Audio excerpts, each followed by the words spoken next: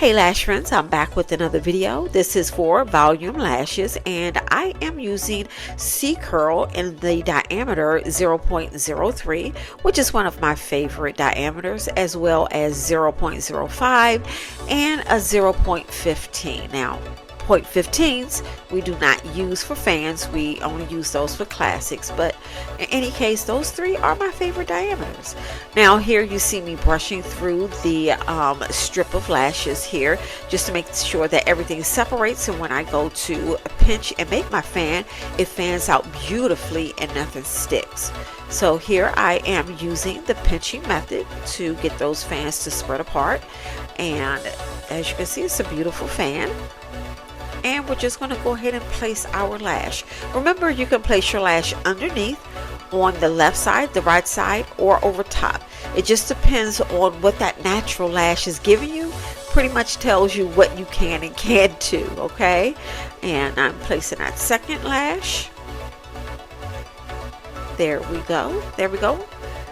And remember that when you go to pull your lashes off the lash tray, especially for volume, you want to make sure that the base of those lashes are good and even. There are no stragglies, no strays, or anything like that, okay? You definitely want that. Makes for a perfect base, which makes for when you're placing a base on the base of the natural lash, it lays beautifully, and it doesn't poke your clients. If you have any stragglies, what we call those are what can happen is I'm kind of rambling on, but little stragglies or pricklies, what it can do is it can poke your client lash line, and it can start to irritate where your client feels like she wants to kind of snatch her lashes out because it could just feel so uncomfortable. So just make sure that you do have an even end to the base of your lashes. And here we go again, just placing those lashes.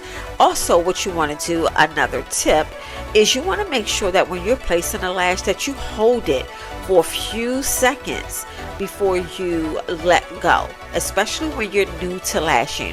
When you're more advanced, you kind of know when to let go. You can just kind of place and then let go because you're just so used to doing it. But when you're a beginner and you're doing fans, even classics, once you place the base of the lash extension to the base of the natural lash, you want to kind of maybe count 1, 2, 3, then let go, because you want to make sure you have a nice solid tight bond from extension to the natural lash.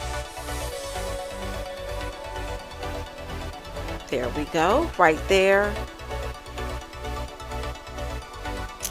Yep, and so from here what I'm going to do is I'm just going to let some music play, and I'm going to speed the video up and let you guys enjoy the video, and I'll be back and hop on a mic in just a few.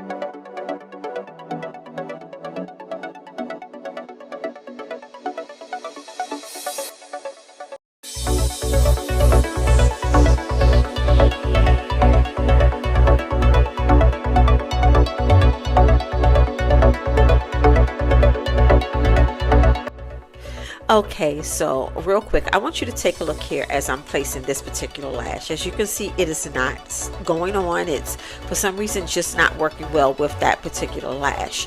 And as you can see, I tried to put it on and I completely removed the lash. You will find that to happen with natural lashes where the lashes are just not jiving, between the natural lash and the lash extension.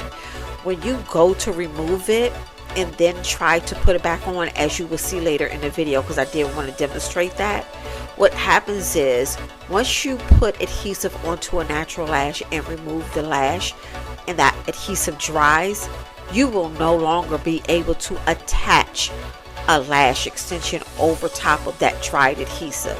Even if you do successfully attach a lash extension over top of that adhesive, trust and believe by the next day that lash is going to pop off, because it is not, you know, a dirty lash is just not going to stay on a lash extension. Because what happens is when you put that adhesive on there, it now has product on it, so it's no longer a clean lash.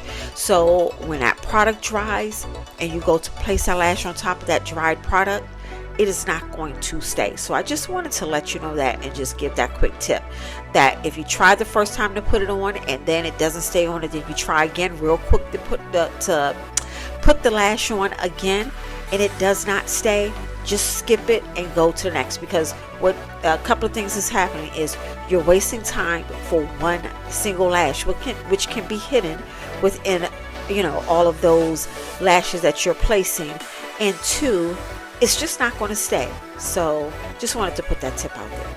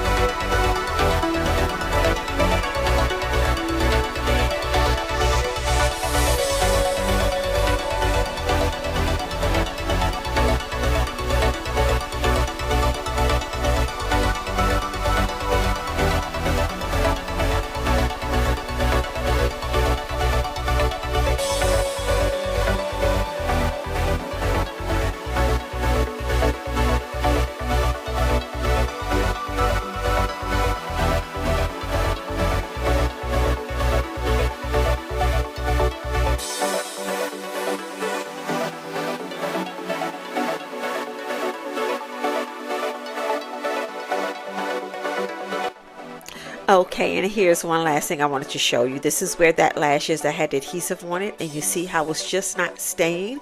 Yeah, just forget about it. Just forget about it.